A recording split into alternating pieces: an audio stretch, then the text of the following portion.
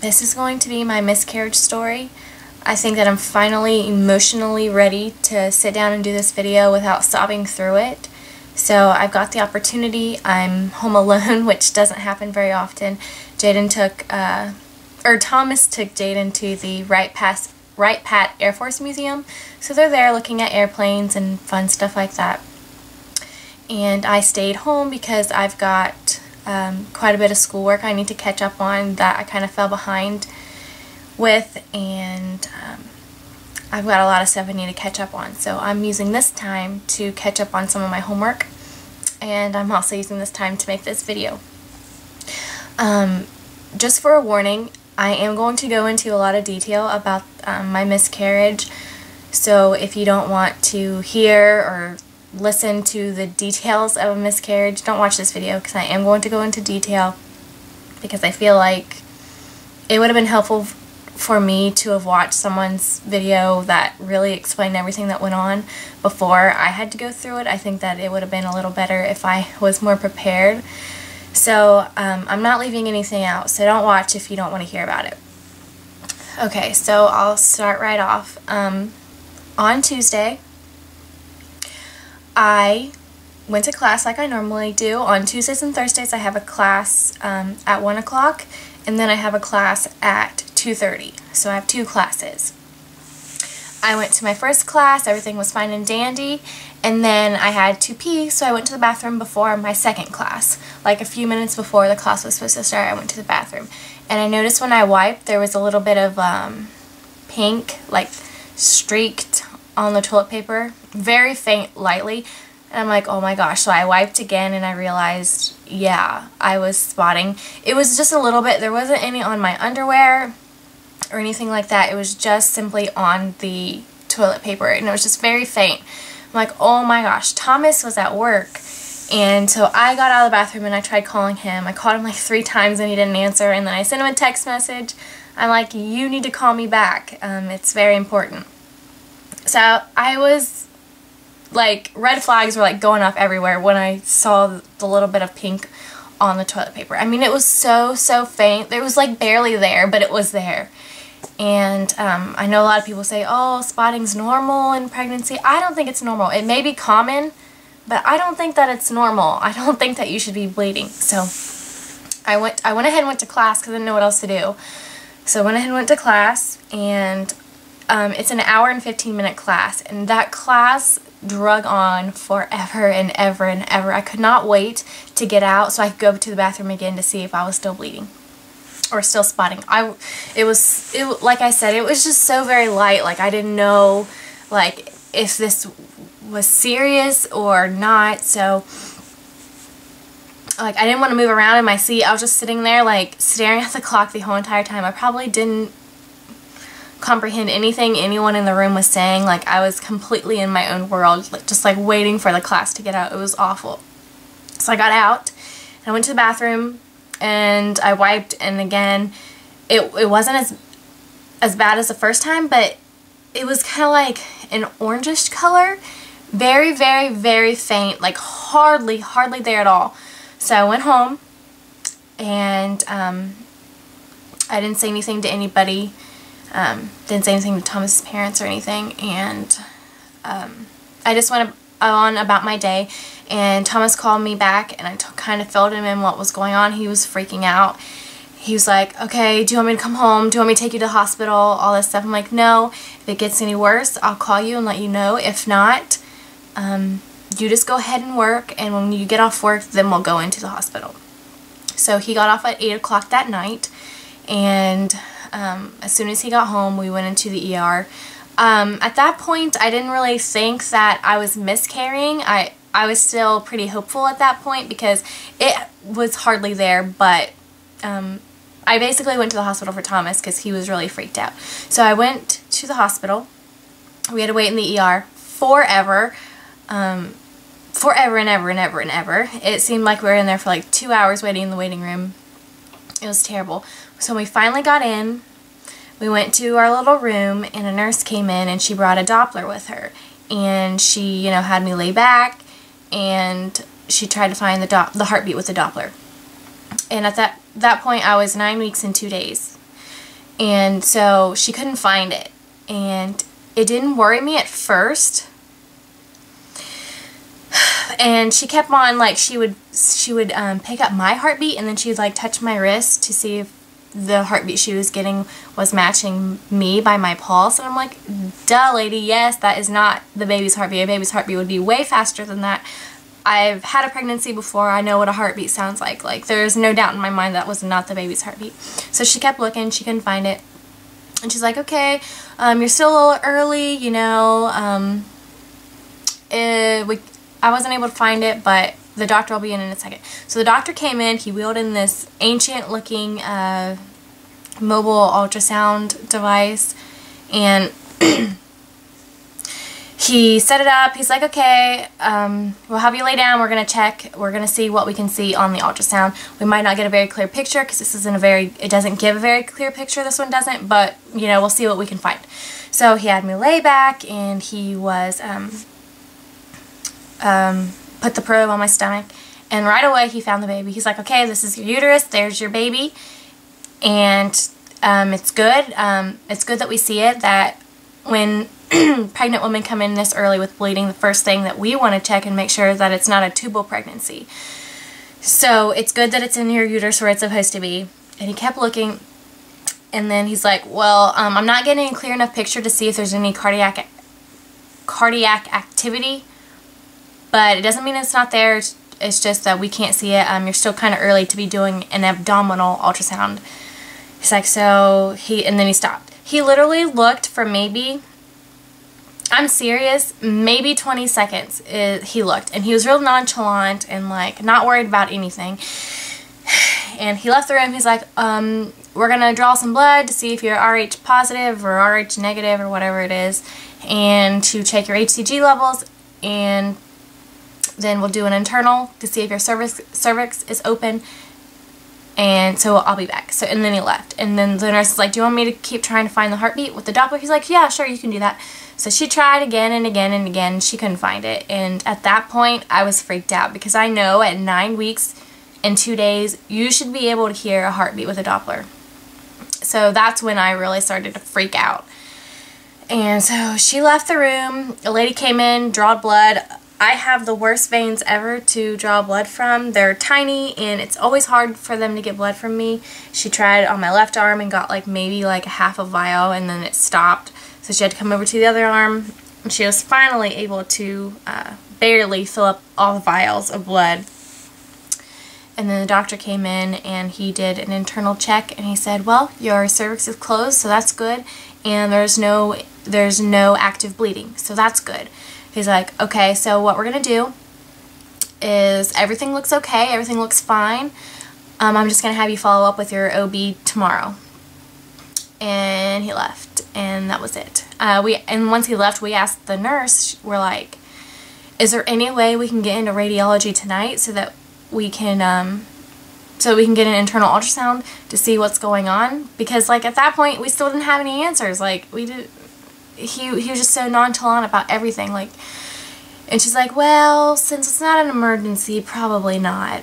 And I'm sitting here thinking, okay, if you cannot find, I'm trying not to cry, if you cannot find a heartbeat with the Doppler or the abdominal ultrasound, if you're not able to detect a heartbeat, or I don't care if it's because it's not clear because your technology isn't, you know, the most up-to-date or whatever, don't you think that that could be an emergency?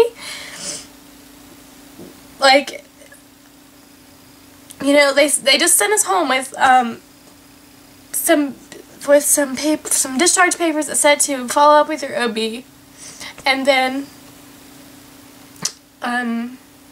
some papers on a threatened miscarriage.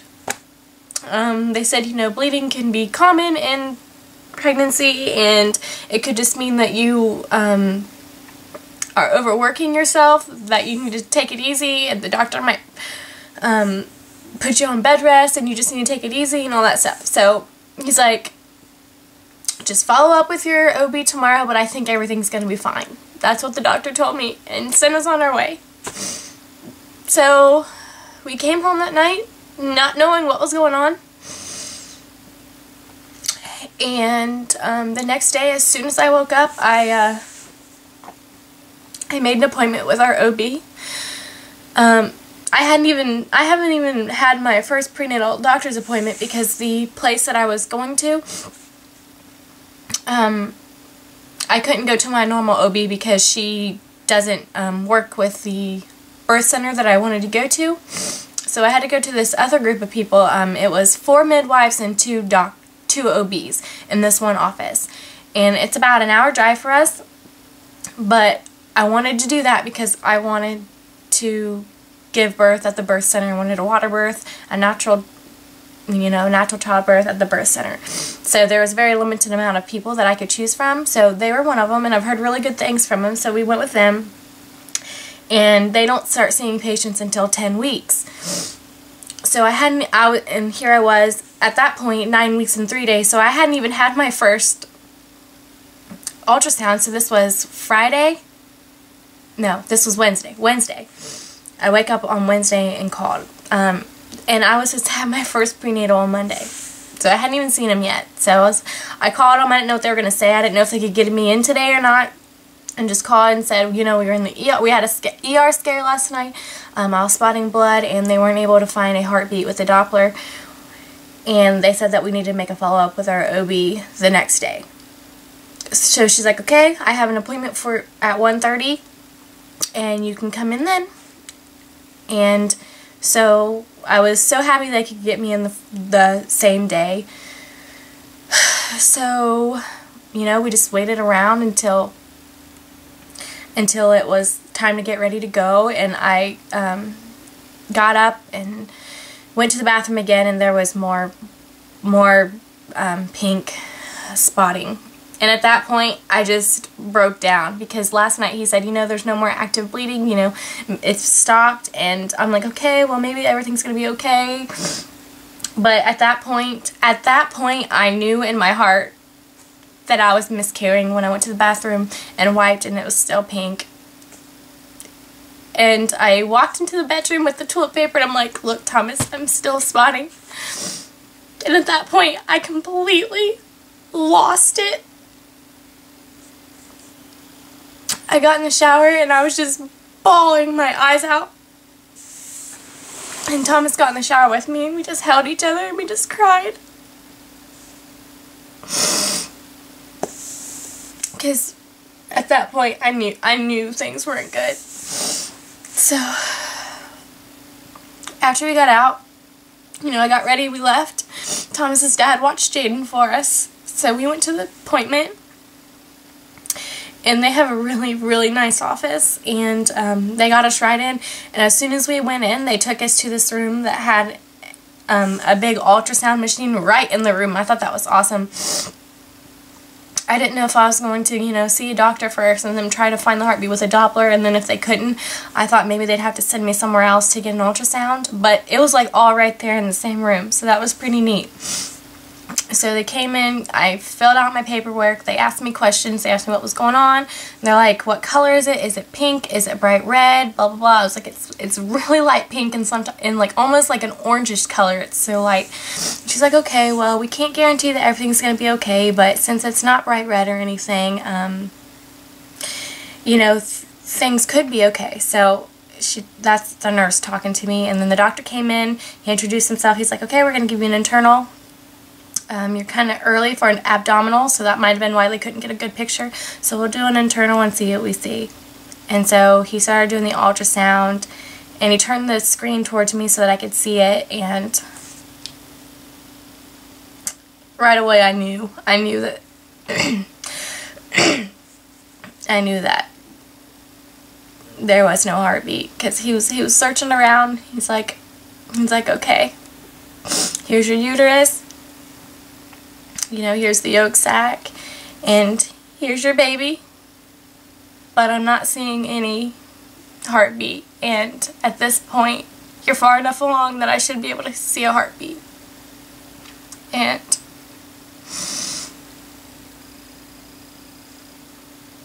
That was really hard. Even though I knew, you know, in the back of my head I knew already, but to have the doctor tell me and make it completely official, it was bad. He's like, yeah, I'm really sorry to say that, yeah, this is gonna be a miscarriage. So, you know, he had me sit back up and everything. I thought the doctor was gonna start crying with me and Thomas, because at that point me and Thomas were crying, both crying. Thomas came over to me and gave me a hug and gave me tissue to wipe my eyes. And I thought the doctor was going to start crying. He was the most compassionate doctor that I've ever had in my life. And he was like, you know, I'm sorry. Unfortunately, things like this happen. It's fairly common. And he's like, you know, you don't have to, you can try again. You don't have to wait any certain amount of time. You can try again whenever you're ready. And it doesn't affect your chances of having a perfectly healthy pregnancy next time. And he's like, and the whole time he's talking, he's just so sweet and so nice, and like you can just see the pain on his face when he's talking to us. Like he was the sweetest. He really was. He's like, you have 3 options at this point. You have 3 options. You can let your body do what it's gonna do. It'll naturally miscarry the baby. You can take some medicine, which, well, first he said, and you know, you could start bleeding tomorrow, or it could take up to 6 weeks for the miscarriage to actually start. He's like, you can take some medicine, some pills that you can take to speed up the process to make it happen a lot sooner, or you can have a D&C. And right away in my mind, I'm like, no way am I getting a D&C, because I know there's serious risks to that surgery. There's people that have gone on to become infertile because of that surgery. No way did I want a D&C unless I absolutely had to have it. So I did not want a D&C. No way, no how. Wasn't gonna happen. And then, of course, I wanted my body to do what it's meant to do. I wanted to take the natural route, but as soon as he said it could take up to 6 weeks, I'm like, in my head, I'm like, no way could I walk around with you know, my dead baby in my uterus for 6 weeks. Like, I think that would be more traumatic than anything to know, you know, that it's still in there, and, you know, I'm ready to move on and heal and get over it, and, you know, that's just going to prolong the process. So I chose the pills. He called in a prescription for me at my local pharmacy, and that was it. That was the appointment. When we walked out, the receptionist was like, so you need to cancel your appointment for next week, and I'm like, yeah. And that sucked so bad because I had been waiting, counting down the days until I could have my first prenatal appointment, because, you know, 10 weeks, when I found out I was pregnant at 3 weeks, waiting all the way until I was 10 weeks to have that first appointment, and it was almost there, you know. It was Friday and my appointment was supposed to be on Monday. So, and then I had to cancel it, and it was hard. I mean it wasn't Friday, it was Wednesday. Wednesday I went to the doctor. So, you know, here it was Wednesday, and I was supposed to have my appointment on Monday, and then I had to cancel it. So that was really hard. It was really hard, so we canceled that appointment, and then we left. And I cried the whole way home. So when we got home, I had a 6:30 o'clock class at night that I needed to go to because we were studying for a midterm, so I needed to go. I couldn't miss it. It was really important. So I went there, got my medicine, I came home, and I didn't take my first dose of the medicine. It was 8 pills. I had to take 4 one evening, and then the next 4 the next morning. So I didn't take them that Wednesday evening simply because I didn't know how traumatic it was going to be on my body. I didn't know how my body was going to react to it, and I had class on Thursday that I needed to go to, so I wanted to wait so that I didn't have to take them when I had to have class. So I took my first dose of the medicine after my Thursday evening class, after I, actually right before I went into my Thursday class, because I knew it took 1 to 2 hours for the medicine to start being effective. So it was Thursday, my class was at 2:30, I took my first dose right before I walk into class. And I got through that class perfectly fine. And then I got home around 4-ish, and that was when I started feeling the cramps. Jaden had fallen asleep, so I laid down with him when I got home, and I tried to take a nap, but I could not. I was in way too much pain. And the cramps were so bad that they were like contractions. They really were. They were like, I didn't experience contractions very long with Jaden because I got an epidural shortly after I started having contractions. But those first contractions that I had, first real contractions, that's what these cramps felt like. And I guess in a way that they basically are contractions. So they would come, they'd be really, really, really, really intense and last for like 30 seconds. And then they'd go away. And then they'd come back and they'd be really, really, really intense. And I'd have to like hold my breath and then it would go away. And I tried to go to sleep. I couldn't. I laid on a heating pad. And that was awful. I didn't really start bleeding until maybe 5 or 6, and then I was starting to have some clots and bright red blood at that point, and I finally, started bleeding a good amount. I kind of just slept that day away. Once I got home from school, I slept that day away. I stayed in bed.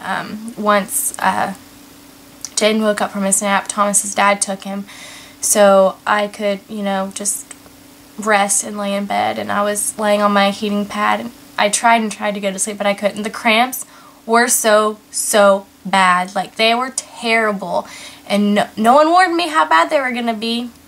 And the doctor, didn't say anything about it.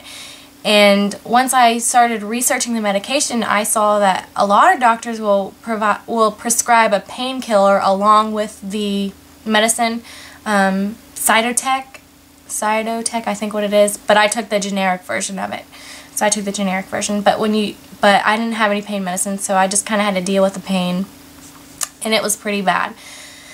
So that was Thursday. I woke up on Friday morning.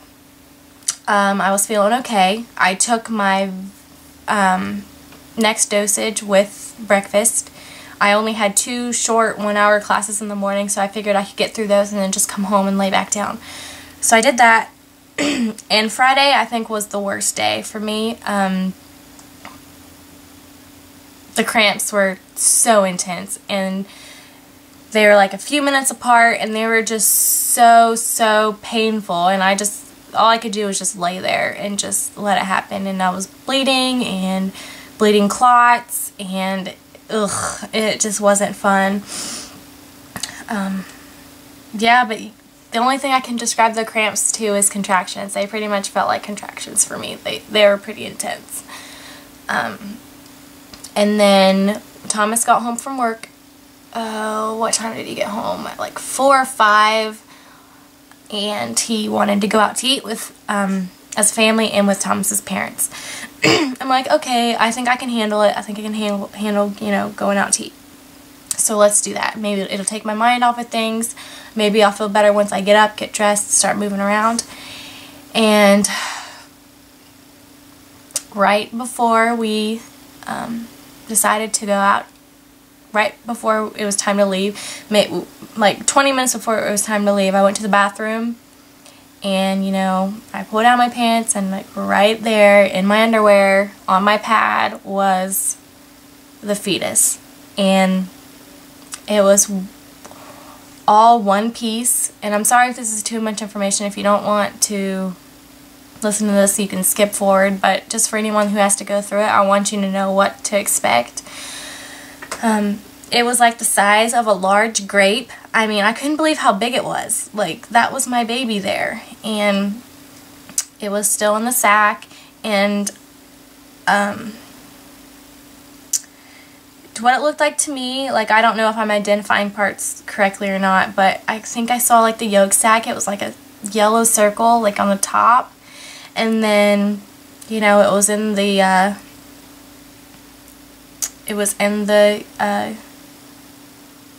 gestational sac, and you could see like the teeny tiny little tiny eensy weensy umbilical cord like on the side. It's really hard to describe what it looked like, but it, like, remembering it, like, I just couldn't believe how big it was. Like, it was like a large grape, like a big grape. You know those big grapes? That's how big it was. And I called Thomason to see if he wanted to look at it, and he did, which wasn't a good idea. He started bawling after that. At that point, you know, I was feeling a lot more emotionally stable. I was, you know, I was coming to terms with everything, so it kind of interested me looking at it, but with him, he had a bad emotional response to it, so he didn't take it well. But it was kind of neat for me to see it, and to know that that was the baby that I was growing, and it really was a baby, and it was a pretty good size. And so that was what, Friday night, and today is Sunday. After Friday night, starting on Saturday, I started feeling so much better. So once I actually passed the fetus, I started feeling a lot better. The cramps lessened. They were fewer and farther in between. They weren't as intense, and now they're kind of just like a normal menstrual period cramps. Like, I don't get cramps really when I'm on my period, but I've got a little, very light cramps right now. Today's Sunday, so I passed it on Friday, and today's Sunday, and I'm feeling pretty good. I'm still bleeding. I expect to probably be bleeding for a few more days. And it's not any worse than a period at this point. Yeah, I'm not really passing any clots or anything like that anymore. So that's kind of my miscarriage story of how it all went down, how we found out. The ER visit, which was traumatic. I hated that. The doctor was not sympathetic at all. He's like, okay, so I'm going to send you home and everything's probably going to be fine. Here's some papers on a threatened miscarriage. You probably just need to take it easy, blah, blah, blah. And then, you know, on Thursday we had the actual, or Wednesday we had the actual appointment with the OB, and he was super sweet and gave me the medicine and everything. So here I am on Sunday, and I'm doing okay. I really am. I went through a lot of, you know, why us? Why did we deserve this? You know, most of you know that Jaden was recently diagnosed with, you know, a growth hormone deficiency, optic nerve hypoplasia in his right eye. He's functionally blind in his right eye. He has thyroid. His thyroid levels aren't right, so he's on thyroid pills. He's on growth hormone injections. You know, he can't really see out of his right eye. You know, after all that we've gone through with Jaden and all the hospital visits and tests he's had to go through, I'm like, you know, why me? Like, we already have enough on our plate. Like, why us again? But I guess that's normal. I mean, no one thinks that they deserve that, and I don't think anyone deserves to go through that, because it was a huge emotional roller coaster. It was not easy. It was extremely difficult, extremely hard, a lot of tears. I had to go through and cancel some reviews I had set up, some pregnancy related reviews I had set up. I had like 4 reviews I was going to do in the near future, and I had to call, or I had to email all of them and, you know, tell them that I lost the baby and then I was no longer able to do the reviews. That was really hard. You know, we've already had our deposit put down for our birth photographer. I have not even emailed her. Yeah, I mean, I know she knows because she's on my Facebook page, but we haven't talked about anything. So I have that to do. This morning I got up and I logged into Facebook, and, you know, the first thing on my page was that Birth Watch app or whatever, and it's like, Jordan is 10 weeks along in her pregnancy today. And then, you know, I had a bunch of people comment on that with sad faces, and, you know, that was hard. And then I had to figure out how to disable that, because that was really hard to look at. You know, I have my Intelligender test sitting in our bedroom. You know, I can't take that now. You know, I'd be taking that today if I was still pregnant. So, that's been hard. We took out Jaden's Big Brother shirt out of his closet.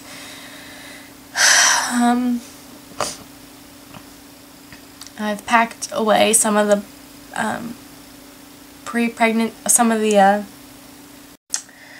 some of the baby buys that we've bought, and yeah, we're just chugging along.